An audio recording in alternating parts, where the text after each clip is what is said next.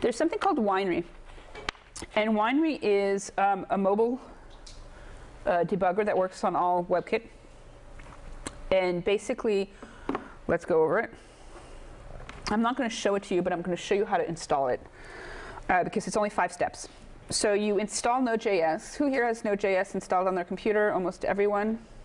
If not, it's a quick install. Even if you don't use it, you can still install it. When you install Node.js, there's 2 ways to install Winery. There's a Java way and a JavaScript way. And because I do JavaScript and not Java, I did it the JavaScript way. So then at the command line, once you have Node.js, you have npm. I think the guy who invented npm doesn't remember what npm stands for. I don't know what it stands for. Node package manager. No, because he actually said it wasn't Node. So it stands for nothing. Maybe nothing package manager. He said it wasn't Node. Yeah. So he doesn't, but I never heard what the N stood for. -g install Winery, and it will install that package. Then to start Winery at the command line, you just type in Winery. And who knows, I might have it started already, but I'm going to find my window, quit out of my email account. No, that is not what I want to do. Oh, shoot. I hate when I go, because I don't actually put all of my shortcuts into the bash file. I just do aliases, and now I just lost all my aliases, and I'm bummed. Okay, I should just put in my bash file and stop being lazy about it. But, so here, when I get a thing, I type in Winery, but it's not on. Oh, because it's reloading all 4. Okay, so Winery is started. And that was all it took for me to get started. And then I go to localhost 8080.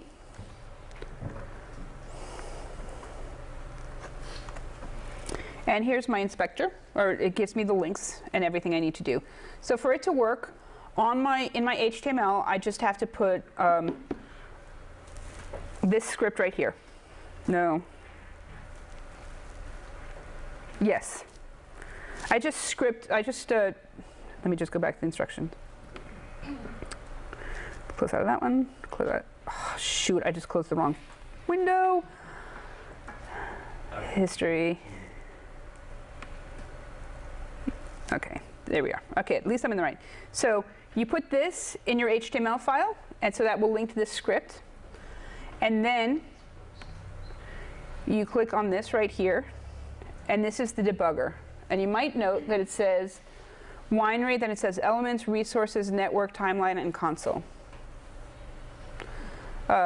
It's not connected to anything, but this kind of looks like the debugger, right?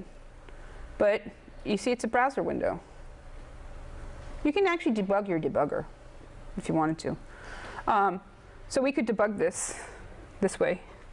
You see the difference? This is the debugger for my Winery window. So basically, it's a debugger. It will, as long as you have to be on the same network. So you put it in your HTML file, you load it up on your phone, and as long as you're on the same network, you can debug. So that's how Winery works. And you open the inspector through there. So that one's covered. There we went through Winery. BlackBerry, the BlackBerry 10, I am surprised. Who here has a BlackBerry 10? Is it even out? It is out, right? Okay, I was making fun of BlackBerry till like 3 months ago. Because I even tweeted when I went to the BlackBerry conference, I was like, whoever said that people don't use BlackBerries, I'm at the BlackBerry conference and at least 20% of the people here have BlackBerries. BlackBerry 10 actually has a really awesome browser and a really awesome debugger. It's as awesome as the Chrome debugger was about 6 months ago. So that's how good it is. I mean, because the Chrome debugger, they add new tools they're releasing all the time. They have the Shadow DOM. There's tons of stuff. But the BlackBerry debugger is just almost as good. And so what you do is you actually turn on, in your BlackBerry, you turn it on. You say, yes, I want to debug. And then on your computer, you look for it. And you just put the IP address. And you can debug by IP address. So it's pretty simple.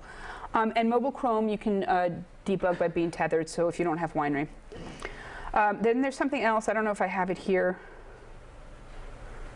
I don't. OK. Adobe came out with a product called Adobe Shadow, which they, I think, call now Edge Inspector. And it's basically Winery with a shell on it. And it's free to debug one phone. So you can use it just like you would Winery, because with Winery, you're debugging one phone. But if you want to pay $9.99 a month, which I think is a bit ridiculous for a debugger, but if you're doing mobile development and you have 12 devices, think about, that's less than an hour of time.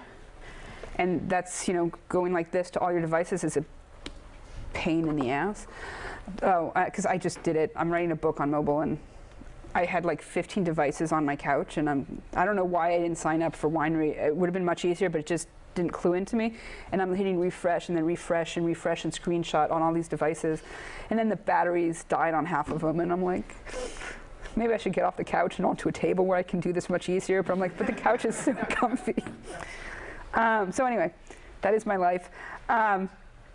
So it's called Adobe Edge, and it basically adds the JavaScript in for you, and then you can, on your computer here, you can change a page, and then all your devices will change to that page. So that's pretty cool. So I already covered this, but these are the things that I learned from the debugger. When I did a screen capture, these were the styles that were listed. And because they listed these styles and the shadow DOM, I actually found out what a scroll bar was, and I styled my scroll bar, right? Because this does not look like your average scroll bar. And I did that with the shadow DOM. So we covered the shadow DOM, but I'll cover it again. Oops. I'll just do back here. Okay, elements.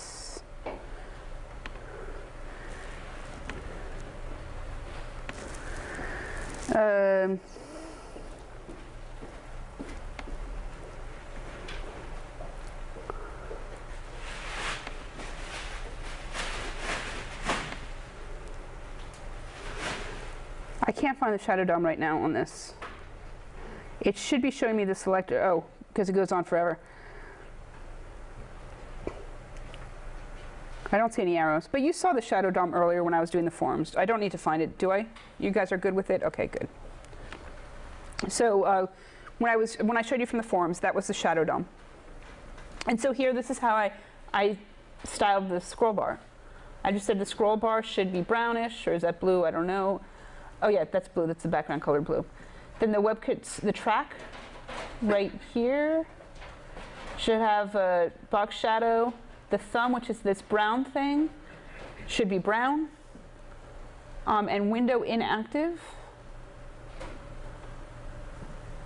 I guess that was a pseudo class at the time. I haven't, this is the type of stuff that I use the shadow DOM for, and I don't even remember what it means, because window inactive, I guess that means the window's inactive, but I haven't actually used that, and I can't remember what it means.